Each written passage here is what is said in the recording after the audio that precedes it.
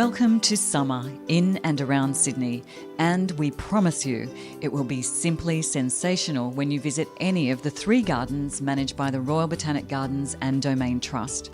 Believe it or not, summer is a great time to stop and smell the roses at the Royal Botanic Gardens, Sydney, where many varieties are in bloom. First, let's find out about the history of the garden rose with Professor David Mabberley, Executive Director of the Trust. The history of the rose is complicated because it essentially means the bringing together of the roses of the West, the cabbage roses from the Eastern Mediterranean region, with the Chinese so-called tea roses. And it's the cross between those that gave us the first hybrid tea rose, which was in 1867, a cultivar, that's to say a cultivated variety called La France. Yes, the rose itself is a double rose, is in fact a mutant. If you look, you can see that the stamens in the middle of the flower have been replaced by petals, and such a thing is referred to as a homoeotic mutant. So when you give your boyfriend or girlfriend a bunch of roses, you're actually giving them a bunch of homoeotic mutants. You might be wondering what types of roses you'll see at the Royal Botanic Gardens, Sydney. Here's horticulturist Dawson Owen. When we created this rose garden in 2006, we did a lot of research to try and find the best varieties for Sydney, for our warm, humid coastal conditions here. Most of them are hybrid teas, which are bush rose everyone's familiar with, floribundas. We have some climbing roses and some ground covers, and we also have tea roses, which is an old-fashioned rose that does quite well in Sydney. And probably one of the most distinctive is white iceberg. That's a floribunda, and that's very reliable. What I didn't mention also is we have some Alistair Clark roses, which are Australian bred roses, specifically bred for Australian conditions. There's too many to mention, really. There's a lot. Yeah. Come and visit for yourself. Roses are bountiful, but there's more to see. The change from spring to summer brings with it many beautiful flowers and plants. Here's horticulturist David Laughlin. And as we get into summer, we've got a huge range of flowers as well. On the flower bed lawns, we'll have some osteospermum, which are a huge range of different flowers from South Africa. We'll also have frangipanis flowering. We've got a pretty large collection of frangipanis, which have beautiful fragrant flowers in summer. And we'll have a lot of flowering trees around summer as well. And also bromeliads and tropical horticulture, which is behind us here, they flower for a long time throughout the year. It's not just the flora that's worth seeing in summer. There's also interesting fauna. Here's John Martin, Wildlife Management Officer. Within the Royal Botanic Garden there is a range of different fauna, a couple of different mammal species, but unfortunately you have to be here at night to see those. So during the day the visitors get to see a lot of different birds. Some of the most interesting birds are the powerful owl, the sulphur-crested cockatoo, and we've got some cormorants breeding behind us here in the main pond. And for a rare experience, there is a special highlight. Definitely the powerful owl is the highlight of anyone who's interested in birds. Powerful owls are a really large owl. We're talking standing about 50 centimetres tall with a 1.2 metre wingspan. They're an animal that actually eats brush-tailed possums, ring-tailed possums, things like this, big animals. It's not a bird that you'll commonly see in urban parks. It's more of a forest bird. So it's actually a really rare opportunity to see this really impressive predator in the urban environment. While the Royal Botanic Garden Sydney is paradise in summer to visit during the day, can you imagine how spectacular it must be surrounded by nature while you see in the new year watching the most famous fireworks in the world?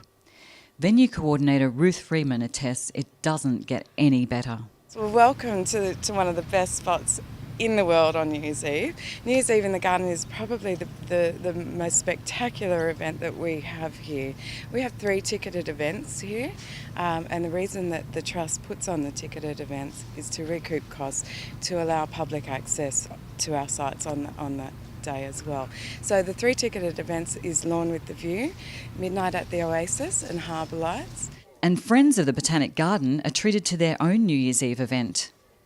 The Friends and Foundation offer its members a benefit on New Year's Eve, and members can come down and enjoy a picnic as well. So that's actually inside the gardens where people bring their own picnic as well, and they get to enjoy the fireworks and have some champagne in there as well.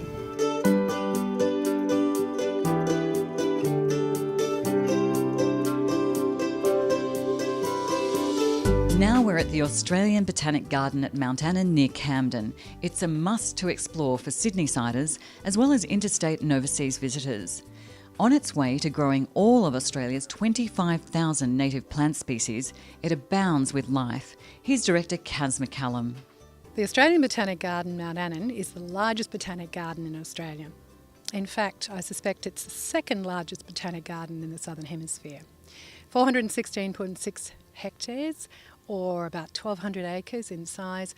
It's large enough for people who, if they want to get away from everything, they can find a quiet place, or if people are really interested in being part of a scene with lots and lots of people, they'd go to Lakeside or the theme garden areas and just enjoy the facilities.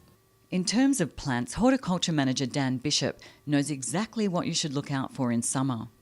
Well, we have a range of Australian plants that look fantastic during summer. We have a perennial display here at Mount Annan that showcases beautiful flowering summer annuals like Thai lotus and gomphorenas from Western Australia, but we also have kangaroo paws and other flowering perennials such as derwentias, scaevolas and various other plants that showcase the beauty of Australian plants. A pleasant surprise for a botanic garden is the fact you don't have to just use your legs to get around. We're a very large botanic garden as well, and we intermingle our woodland areas with grasslands and also botanic displays. So when people travel around the site by vehicle or on foot or on bicycle, they're able to see a range of different display areas that capture the diversity of Australian plants.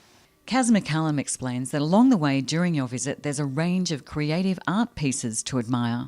We have an artist in residence program that's been running for 2 years now, and we've got sculptures here that have been built by our internal staff. We've got sculptures that have been donated by sculptors, and our 2 latest works as well. People really like being able to go for long wandering walks and just have a look not only at the landscape but also the cultural landscape. So we plan for many years to come to add to our sculptural collection, and ideally we will have what we call a sculptural walk one day. And it's not just the stagnant art to see. You can experience the arts or book in for a short course. Over the summer season, the biggest event that we've got will be Carols. Lancome have been sponsoring us for some time for this event, but Carols is an event that's just growing every year in the garden. Last year we had 8,800 people come. This year we're thinking maybe 10,000 people. That just gives you an indication of what a great time people have, because they keep coming back each year, bringing their extended families with them. Looking after our environment and keeping the garden pristine is something all visitors are asked to contribute to. We have a very healthy wallaroo and swamp wallaby population here, and we also have some eastern grey kangaroos that have recently taken up residence. To retain this natural environment, we want to conserve our animal population as well as our plant populations. So we ask people not to leave their rubbish here, to take it with them, because we don't want our animals to become scavengers. We don't want them to become reliant on the waste that people leave behind. We want to make certain that when people come to the Australian Botanic Garden at Mount Annan, what they see is as close to natural nature as we can manage to keep it.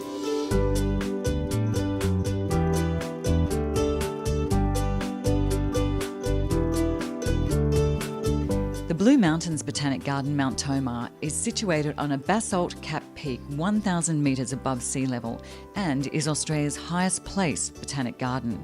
The vista is unbelievable, breathtaking thanks to the Greater Blue Mountains World Heritage Area that surrounds it.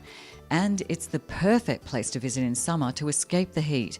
Here's Ross Ingram, Acting Curator. The key feature, I guess, is that we're situated at 1,000 metres above sea level in the middle of the World Heritage Area in the Blue Mountains. It's a volcanic remnant area that supports wonderful growth. So we get lovely, rich, green, lush vegetation and remnant forest, remnant rainforest. It's the cultivated area is at just over 30 hectares. We have an area of remnant rainforest we call the jungle, and that's about 33 hectares. And then we have 189 hectares of wilderness which adjoins the national park. Do you like carnations? Senior horticulturist Matt Murray says the formal garden is a wonderful feature well worth seeing during the summer months, with carnations and plenty more. The formal garden's really great in summer. It's particularly blooming from about December all the way through to April, and it's one of the main focuses of the gardens. There's lots of things flowering at the moment, particularly liliums. There's the chamomile too, which is the source of chamomile, the tea. There's lots of grasses which provide structure and colour through the garden. There's always something in bloom, and there's a lot of scented flowers here too. Some of the beautiful carnations are coming into flower too. Here's Matt's view on the must-sees this season. The view, of course. We have a 200 kilometre view from the visitor centre deck. That's always great to see. Any day, every day is different. The roses are really nice through summer too, particularly as we're forecast to have a drier, warmer summer than normal, which really brings them to their perfection. And I think to escape the heat of Sydney and the humidity of Sydney, it's always nice up here in summer. So the woodlands are beautiful on a hot summer's day. That would be what I would definitely come up and see. The unparalleled natural beauty of this garden is supported by fantastic events and activities. Here's Functions and Events Manager Kristen Winder. Visitors, when they arrive at the garden, have a number of choices to them. The visitor centre itself houses our greater World Heritage Exhibition Centre.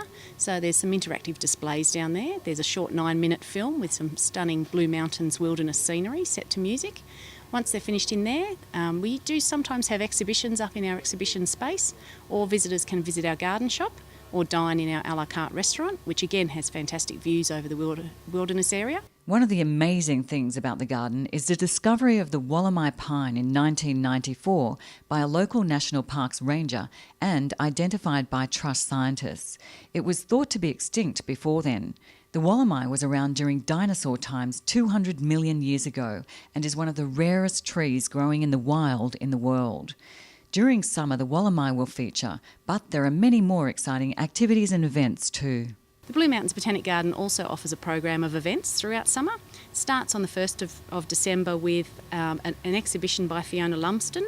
The exhibition is called Wallamai Wild Things, and we'll be exhibiting and selling some of the art that she's collected over her travels throughout the Blue Mountains over the years. Fiona will be offering also a workshop where you can learn to draw botanically the way she does. She focuses not just on plants but also on animals that are found out in the area. And there's a school holiday program too.